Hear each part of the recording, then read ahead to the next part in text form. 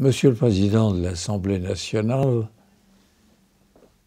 Mesdames, Messieurs les parlementaires, Mesdames, Messieurs les hautes personnalités, Mesdames, Messieurs, chers amis, j'aurais beaucoup souhaité me trouver parmi vous aujourd'hui pour y débattre de cette question essentielle, celle de l'abolition de la peine de mort, et aussi parce que je considère que l'avenir, les décennies à venir, verront l'Afrique occuper une place toujours plus importante sur la scène mondiale.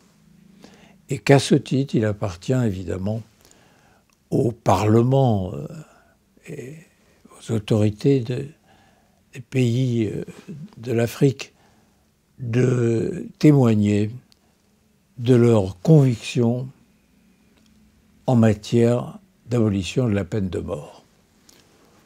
Nous voyons bien les progrès réalisés qui sont déjà considérables.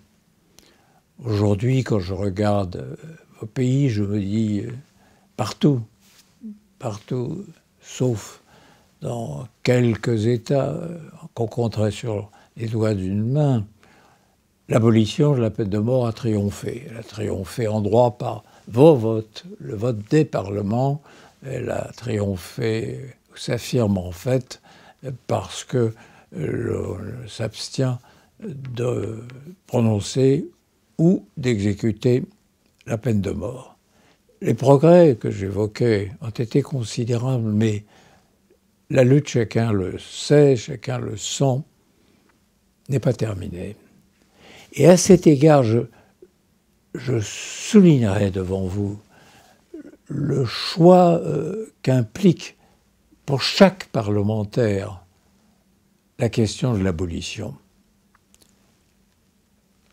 Il y a deux façons de concevoir le rôle d'un parlement dans une démocratie.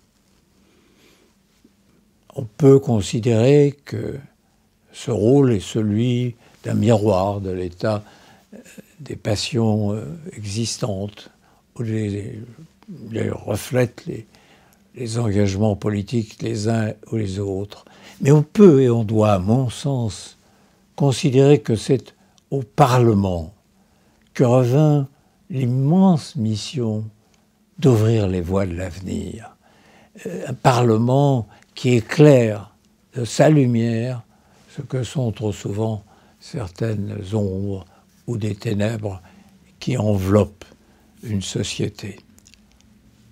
C'est par là que les parlementaires qui soutiennent la cause de l'abolition et qui, mieux encore, la font triompher dans la loi, s'inscrivent dans ce que j'appellerais les combats pour l'idéal.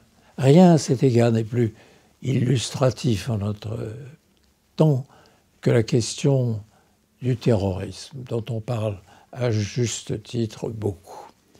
Aux yeux des jeunes gens qui sont tentés par les idéaux que les terroristes soutiennent, pour ceux-là, le terroriste n'est pas un criminel, jamais, c'est un héros, dans la mesure où un héros est celui qui donne sa vie pour sa cause. Et le lendemain du jour de l'exécution, vous aurez inévitablement la constitution de commandos de jeunes gens qui porteront son nom et voudront le venger comme un martyr. Donc la peine de mort ici, non seulement nous déshonore et nous fait retrouver le comportement des terroristes, mais surtout assure au terrorisme une aura de terrorisme qu'en rien il ne mérite, car en réalité, nous n'avons là que des assassins.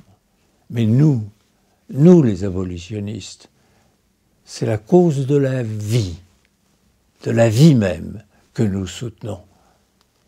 C'est ce qui fait la grandeur et la difficulté, souvent, de l'abolition, mais ce qui fait que notre cause triomphera comme elle a cessé de progresser dans les décennies à venir Et je suis convaincu que si moi je ne la verrais pas, les générations nouvelles, les jeunes gens, les jeunes femmes d'aujourd'hui, eux verront triompher cette cause de la vie. Je ne peux pas mieux faire à cet égard que citer le plus grand des abolitionnistes, Victor Hugo, qui toujours disait « La peine de mort est le signe éternel et universel de la barbarie ».